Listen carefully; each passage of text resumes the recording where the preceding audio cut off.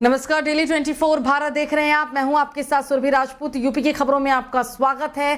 सबसे पहले रुक करते हैं बड़ी खबर की। बड़ी खबर आपको सीतापुर से बता रही है, जहां सीतापुर में सीएम योगी का दौरे के दौरान प्राण प्रतिष्ठा के कार्यक्रम में सीएम योगी ने संबोधन किया है। धर्म से हम कर्तव्य का पालन करते हैं, ये कहना था उनका। नैमिषारण्य में कई ऋषियों ने साधना की। संबोधन के दौरान सीएम योगी ने बड़ी बात कही है। 500 साल बाद अयोध्या में भव्य राम मंदिर बनके तैयार हो चुका है। यूपी के मुख्यमंत्री योगी आदित्यनाथ सीतापुर पहुंच चुके हैं। सीएम योगी ने नैमिषारण्य के राजराजेश्वरी मंदिर के प्राण प्रतिष्ठा समारोह में वो शामिल हुए और उनके साथ मध्य प्रदेश के विधानसभा अध्यक्ष नरेंद्र सिंह तोमर भी मौजूद रहे। साथ ही सीएम ने जनसभा को संबोधित करते हुए कहा कि सनातन धर्म से विश्व का कल्याण होगा। नैमिषारण्य में हजारों ऋषियों ने साधना की है। धर्म से हम कर्तव्य का पालन करते हैं। ये हम आपको कार्यक्रम के दौरान की तस्वीरें दिखा रहे हैं। नर्मदा नदी के तट पर साधनारत रह करके पूज्य स्वामी षणमुखानंद पुरी जी महाराज ने साधना की, उस साधना का प्रसाद सिद्धि के रूप में आज राजराजेश्वरी आश्रम और मंदिर के रूप में हम सबके सामने यहाँ पर इस रूप में देखने को मिल रहा है। यानी एक नई कड़ी और एक नई मणि इस नेमिष क्षेत्र में जोड़ने जा रहा है, राजराजेश्वरी मंदिर और आश्रम के रूप में। ये देश की व्यवस्था को, समाज की व्यवस्था को, लोक की व्यवस्था को ऊर्ध्वगामी करने के लिए, लोकाचार की ओर ले जाने के लिए, लोक कल्याण के पथ पर उन्मुख करने के लिए जिस देवी का हम अनुष्ठान करते हैं वह राम्बा जगदम्बा राजराजेश्वरी है, जो सबको नियंत्रित करके सन्मार्ग पर ले चलने की प्रेरणा प्रदान। तो इस बीच एक और बड़ी खबर आपको नोएडा से बता दें। नोएडा में अतिक्रमण बनी है मुसीबत। बड़ी जानकारी, नोएडा प्राधिकरण के सीईओ का बड़ा आदेश जारी हुआ है। बड़ी खबर आपको नोएडा प्राधिकरण से जुड़ी हुई बता रहे हैं। देश की राजधानी औद्योगिक क्षेत्र के अनुसार ही नहीं बल्कि देश से बेहद करीब होने की वजह से नोएडा अब बड़ी तेजी से विकसित होने वाले शहरों में से एक बन चुका है और अतिक्रमण की कार्रवाई लगातार देखी जा रही है। और इस कार्रवाई से निपटने के लिए नोएडा प्राधिकरण ने बड़ा आदेश जारी कर दिया है। दूर दराज से राजधानी और एनसीआर में काम करने वाले लोग नोएडा में रहने के लिए प्राथमिकता देते हैं। बीती सालों से नोएडा के साथ साथ ग्रेटर नोएडा में भी अवैध अतिक्रमण न केवल प्राधिकरण के लिए सिरदर्द बन चुका है बल्कि इसकी सुंदरता और परियोजनाएं भी प्रभावित हो रही हैं। कई स्तरों पर कदम उठाने के बावजूद ऐसे अवैध अतिक्रमण पर लगाम लगा पाना मुश्किल हो गया है और शायद यही वजह है कि अब नोएडा प्राधिकरण की तरफ से अवैध निर्माण और अतिक्रमण को रोकने के लिए सख्त कदम उठाए जा रहे हैं। और इसी कड़ी में आज नोएडा प्राधिकरण के सीईओ लोकेश एम के आदेश पर वर्क सर्कल 3 के अंतर्गत ग्राम बरौला में किए गए अवैध निर्माण के खिलाफ ध्वस्तीकरण की कार्रवाई की गई है। ये तस्वीरें हम आपको दिखा रहे हैं, जिसके चलते नोएडा प्राधिकरण के द्वारा आज कार्रवाई करते हुए कई करोड़ रुपए की जमीन को कॉलोनाइजर से मुक्त करा लिया गया है। नोएडा प्राधिकरण के सीईओ लोकेश एम ने लोगों से अपील करते हुए कहा है कि अवैध रूप से बसाई जा रही कॉलोनियों में वो मकान या जमीन ना खरीदे। नोएडा प्राधिकरण एमपीसीएल के अधिकारियों से बातचीत कर रहा है कि ऐसे अवैध कॉलोनियों में बिजली कनेक्शन ना दिया जाए ताकि अवैध रूप से बसाई जा रही कॉलोनाइजरों के द्वारा अवैध कॉलोनी ना बच सके और आम जनता ऐसे जालसाजों के चंगुल से बच सके। तो इस बीच लोकसभा चुनाव से संबंधित एक बड़ी खबर आपको बता रहे हैं। सपा कांग्रेस गठबंधन का ऐलान हो चुका है। सीट शेयरिंग पर सहमति बनी है। 17 सीट पर कांग्रेस चुनाव लड़ेगी, 63 सीट पर सपा चुनाव लड़ेगी। बड़ी जानकारी, बड़ी खबर आपको बता रही है। सपा कांग्रेस का गठबंधन हो चुका है। 80 लोकसभा सीटों पर चुनाव की तारीखों का ऐलान के साथ साथ अब सपा और कांग्रेस का भी गठबंधन हो चुका है। लोकसभा चुनाव 2024 के लिए उत्तर प्रदेश में समाजवादी पार्टी और कांग्रेस के बीच गठबंधन का ऐलान हो गया है। यूपी की 80 लोकसभा सीटों पर कांग्रेस 17 सीटों पर चुनाव लड़ेगी। वहीं सपा कांग्रेस गठबंधन में अहम भूमिका प्रियंका गांधी और अखिलेश यादव ही निभाने वाले हैं। सपा कांग्रेस की संयुक्त प्रेस कॉन्फ्रेंस के दौरान यूपी प्रभारी अविनाश पांडे ने कहा कि कांग्रेस यूपी की 17 सीट पर चुनाव लड़ेगी। उन्होंने कहा कि बची हुई 63 सीट पर सपा या अन्य दलों के उम्मीदवार होंगे और उनका पूरी तरीके से कांग्रेस समर्थन करेगी ताकि वो बीजेपी को शिकस्त दे सकें। कि उत्तर प्रदेश की 80 लोकसभा सीटों में भारतीय राष्ट्रीय कांग्रेस 17 सीटों पर चुनाव लड़ेगी और बाकी जो सीटें हैं 63 उत्तर प्रदेश में वो समाजवादी पार्टी के राष्ट्रीय अध्यक्ष उन पर अपने प्रत्याशी उतारेंगे और इसी के साथ साथ मध्य प्रदेश के चुनाव में भी समाजवादी पार्टी ने एक सीट खजुराहो पर। तो महाशिवरात्रि पर काशी दर्शन बस सेवा शुरू होगी। 500 रुपए में यात्री काशी दर्शन कर सकेंगे।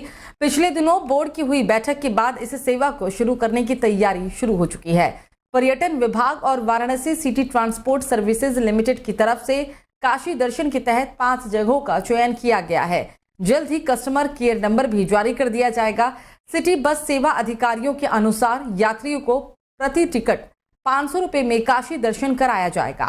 कैंट बस स्टेशन पर टिकट की बुकिंग होगी। यात्रियों के भ्रमण के दौरान ई बसों को ही प्राथमिकता दी जाएगी। काशी दर्शन सेवा में डीजल बसें नहीं संचालित होंगी।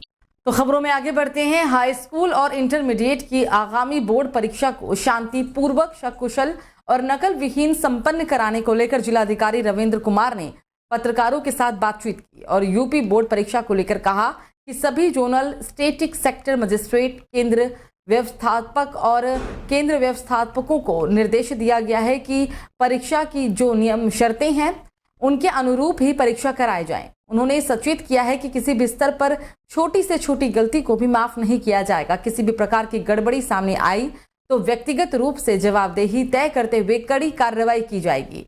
आपको बता दें कि यूपी बोर्ड की हाई स्कूल और इंटरमीडिएट की परीक्षाओं की शुरुआत 22 फरवरी यानी कि कल से 75 जिलों के 8,265 केंद्रों पर होगी। सूबे में कुल 776 परीक्षा केंद्र और संवेदनशील और 275 अति संवेदनशील घोषित किए गए हैं। यूपी बोर्ड की परीक्षा के लिए पूरी तैयारी कर ली गई है।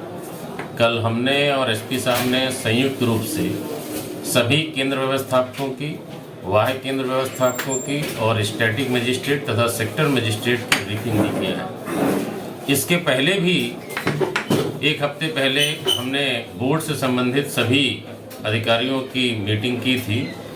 कल एक बार पुनः मीटिंग करके उनको जो भी बोर्ड के गाइडलाइंस आए हैं उनको बता दिया गया है। सेक्टर मजिस्ट्रेट के जो दायित्व हैं, स्टैटिक मजिस्ट्रेट के जो दायित्व हैं, केंद्र व्यवस्थापक के जो दायित्व हैं, उन्हें बहुत स्पष्ट कर दिया गया है कि अपने दायित्वों का निर्वहन बहुत ही शुचितापूर्ण और कड़ाई से करें। तो इस बीच एक और बड़ी खबर नोएडा से इस वक्त की बड़ी खबर। मां ने 2 बेटियों को चौथी मंजिल से फेंका। महिला ने खुद भी चौथी मंजिल से छलांग लगाई है। महिला और एक बेटी की मौत हो चुकी है, जबकि एक बेटी घायल है। एक बेटी 3 साल की और दूसरी बेटी 5 साल की बताई जा रही है। ये पूरी घटना नोएडा के सेक्टर 49 थाना क्षेत्र के बरौला इलाके की है। नोएडा से बड़ी खबर आपको बता रहे हैं, जहां सेक्टर 49 क्षेत्र स्थित गांव बरौला में एक महिला 2 बेटियों को धक्का देने के बाद खुद भी चौथी मंजिल से कूद गई। एक बेटी और मां की मौके पर ही मौत हो गई, जबकि दूसरी बेटी घायल है। युवती पति मनोज एक अस्पताल की कैंटीन में, जो युवती का पति है वो एक अस्पताल की कैंटीन में काम करता है। घायल बच्ची को प्रयागराज अस्पताल में भर्ती कराया गया है। प्रयाग अस्पताल में घायल बच्ची को भर्ती करा दिया गया है। मूल रूप से जिला हाथरस के गांव बोगा निवासी मनोज पिछले कुछ सालों से गांव बरौला में किराए के मकान में रहता है। वो प्रयाग अस्पताल की कैंटीन में ही काम भी करता है। परिवार में पत्नी सरिता के अलावा और भी 4 बेटी हैं। मनोज ने कहा है कि वो रोजाना की तरह बुधवार की सुबह 9 बजे कैंटीन पर चला गया था और उसके बाद ये घटना सामने आई है। तो बुलंदशहर के थाना छतारी पुलिस ने अलीगढ़ रोड पर शर्मा ढाबा के पास से अंतरराज्यीय शातिर वाहन चोर गिरोह के 5 सदस्य को गिरफ्तार किया। बताया जा रहा है कि ये गिरोह दिल्ली एनसीआर से गाड़ी चोरी करके दूसरे राज्य में बेचा करता था। में अब मेडिकल स्टोर संचालक भी नशे के इंजेक्शन बेच रहे हैं। गोवर्धन चौराहे से लेकर गोवर्धन जाने वाले मार्ग पर नशे के इंजेक्शन कम उम्र के लोगों को बेचने का मामला सामने आया है। यहां खाटू श्याम मेडिकोज पर नशे के इंजेक्शन बेचे जा रहे थे। इसकी जानकारी मिलने पर नारकोटिक ड्रग्स इंस्पेक्टर प्रेम पाठक ने खाटू श्याम मेडिकोज स्टोर पर पहुंचे तो कर्मचारी मेडिकल स्टोर को बंद कर भाग खड़े हुए। ये टीम डीएम शैलेंद्र कुमार सिंह के आदेश पर गठित की गई थी। नारकोटिक ड्रग्स इंस्पेक्टर प्रेम पाठक ने कहा है कि खाटू श्याम मेडिकोज का लाइसेंस जल्द ही निरस्त किया जाएगा। आज जैसे कि हमें एक सूचना प्राप्त हुई आप पत्रकार भाइयों के माध्यम से ही, जिसके अंदर में यहाँ पर एक खाटू श्याम जो मेडिकोज है गोवर्धन चौराहे के पास में, इस मेडिकोज के अगेंस्ट में एक सूचना प्राप्त हुई कि यहाँ पर नशीले पदार्थों का सेवन किया जाता है तथा उनका क्रय विक्रय किया जाता है। प्राप्त सूचना के आधार पर यहाँ पर में आकर के निरीक्षण करने किया गया, लेकिन सूचना प्राप्ति के उपरांत ही जो दुकान मालिक है वो यहाँ से चले जाने के कारण दुकान का निरीक्षण तो नहीं किया जा सका। लेकिन यहाँ पर जो उपभोक्ता हैं, जो उपयोग कर रहे हैं, उनका सेवन कर रहे हैं उन दवाइयों का, उनके थ्रू ये जानकारी प्राप्त हुई कि वो यहीं से ये जो है सेवन करते हैं और यहीं से उसका खरीदते हैं। तो नोएडा और ग्रेटर नोएडा में अपनी मांगों को लेकर लगातार धरना प्रदर्शन कर रहे किसान 23 फरवरी को दिल्ली कूच की तैयारी कर रहे हैं। इन किसानों को अब कई अन्य किसान संगठनों का भी समर्थन मिलता हुआ दिखाई दे रहा है। इसी कड़ी में सैकड़ों की तादाद में किसान जिला कलेक्ट्रेट पर पहुंचे और साथ ही एमएसपी मांग के साथ ही नोएडा मूल किसानों की समस्याओं को लेकर राष्ट्रपति के नाम 15 मांगों का एक ज्ञापन सौंपा है। किसानों के प्रदर्शन को देखते हुए जिला कलेक्ट्रेट पर भारी संख्या में पुलिस बल भी मौजूद रहा। साथ में जो अन्याय हो रहा है, अत्याचार हो रहा है, पंजाब के किसान अगर चल करके दिल्ली अपनी बात कहने के लिए आते हैं तो हरियाणा के बॉर्डर पर क्यों रोका जाता है? और रोकने का तरीका क्या है? बैरिगेटिंग, कंक्रीट की कीलें लगाई जाती हैं, तानाशाही तरीका से आंसू गैस के गोले दागे जा रहे हैं, लाठी चार्ज की जा रही है, रोड खोदे जा रहे हैं। क्या ये सरकार का काम है? किसान की बात नहीं सुनेगी? पिछले 4 महीने से नोएडा में किसान बैठा हुआ है। अपनी जमीन को बचाने के लिए, हमने मुआवजा उठाने के लिए, विकास में सहयोग करने के लिए, एयरपोर्ट बनवाने के लिए अपनी जमीन दी, लेकिन आज भी हम दर पर दर मुआवजे के लिए डोलते हैं। 7% आवासीय भूखंड के लिए डोलते हैं, 10% आवासीय भूखंड के लिए डोलते हैं, 64.7% मुआवजे के लिए घूमते हैं। क्या करें? रोड पे ही तो रहना पड़ेगा। हमसे कहा जाता है कि आप रोड बंद क्यों कर रहे हो? हम रोड बंद नहीं कर रहे, रोड सरकार बंद कर रही है। हम सरकार को सुनाने के लिए जाते हैं क्योंकि सरकार ऊंचा सुनती है। अगर ऊंचा सुनेगी तो दिल्ली के पास जाना पड़ेगा, कान के पास जाकर के सुनाएंगे, उनको सुन जाएगी। अगला प्लान क्या है? अगला प्लान ये है तो समस्या का समाधान कर दें।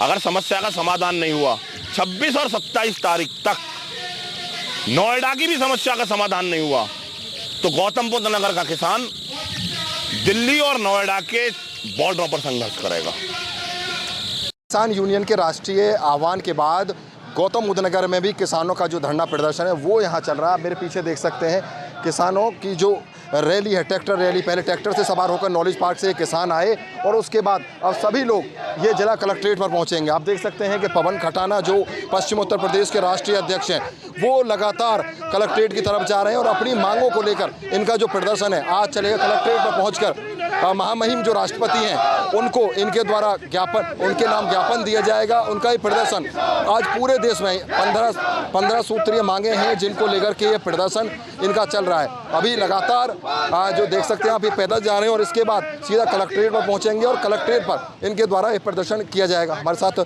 पश्चिम उत्तर प्रदेश के जो राष्ट्रीय अध्यक्ष हैं पवन खटाना, उनसे बातचीत करते हैं। खटाना जी, आज किस बात को लेकर ये प्रदर्शन किया जा रहा है? शंभू बॉर्डर पर किसान को रोका गया है, आंसू गैस के गोले दागे जा रहे हैं, लाठी चार्ज की जा रही है, रोड काटे जा रहे हैं, कंक्रीट की बैरिकेडिंग की जा रही है, कील लगाई जा रही है। ये किसान है, आतंकवादी हैं। सीधी गोली किसान पे चलाई जा रही है, उसको रबड़ की गोलियां मारी जा रही हैं। अपनी बात कहने के लिए किसान दिल्ली आना चाहता है। दिल्ली को अगर ऊंचाई सुनाई देगा तो उसको सुनाने के लिए हम दिल्ली जाने के लिए तैयार बैठे हैं। टिकैत जी भी दिल्ली की तरफ कूच करेंगे क्या?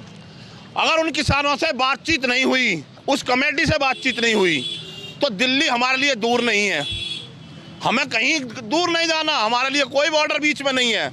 हम जहाँ से चलेंगे वहीं से दिल्ली शुरू है। तो आपको लग रहा है कि जो सरकार है वो किसानों की बात को नहीं सुने, क्योंकि लगातार वार्ता भी हुई है और हर बार वार्ता विफल साबित हो रही है।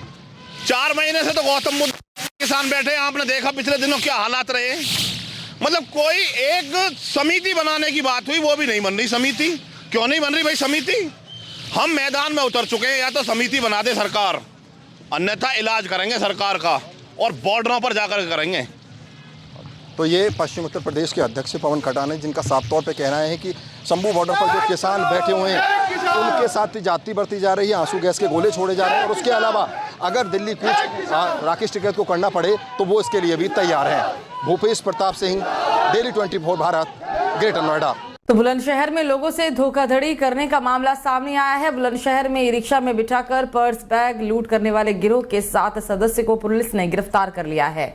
गिरोह में 4 महिलाएं भी शामिल है। आपको बता दें कि ई रिक्शा में बिठाकर यात्रियों को बातों में उलझाकर बैग पर्स लेकर यह गिरोह फरार हो जाता था।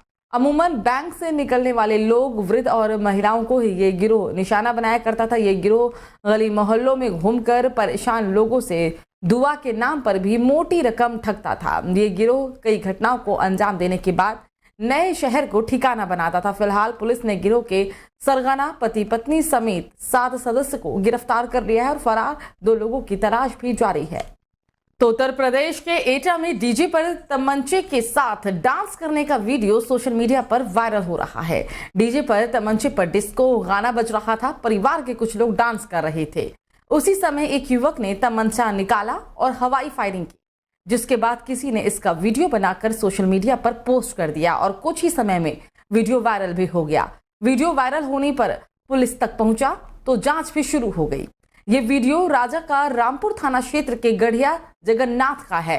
पुलिस ने जांच के बाद आरोपी के खिलाफ मुकदमा दर्ज कर लिया है। तो लखनऊ स्थित बीजेपी कार्यालय में योगेंद्र शर्मा, अध्यक्ष federation of Noida resident welfare association ने अपने कई साथियों के साथ बीजेपी की सदस्यता ग्रहण की। प्रदेश मुख्यालय में हुए समारोह में प्रदेश अध्यक्ष भूपेंद्र चौधरी, प्रदेश के उप मुख्यमंत्री ब्रजेश पाठक, उप मुख्यमंत्री केशव प्रसाद मौर्य, प्रदेश महामंत्री अमरपाल मौर्य और कार्यालय प्रभारी ब्रजकिशोर ने मिलकर योगेंद्र शर्मा और एडवोकेट लाट साहब लोहिया ने बीजेपी की नीतियों से प्रभावित होकर पार्टी की सदस्यता ग्रहण की। इस अवसर पर पार्टी अध्यक्ष भूपेंद्र चौधरी ने कहा कि योगेंद्र शर्मा और अन्य साथियों के पार्टी में आने से प्रदेश और गौतम बुद्ध नगर लोकसभा क्षेत्र से पार्टी को मजबूती मिलेगी। साथ ही उप मुख्यमंत्री ब्रजेश पाठक और केशव प्रसाद मौर्य ने योगेंद्र शर्मा को बधाई एवं शुभकामनाएं देते हुए उनके उज्जवल भविष्य की कामना की है। तो फिलहाल खबरों में मुझे दीजिए इजाजत। नमस्कार।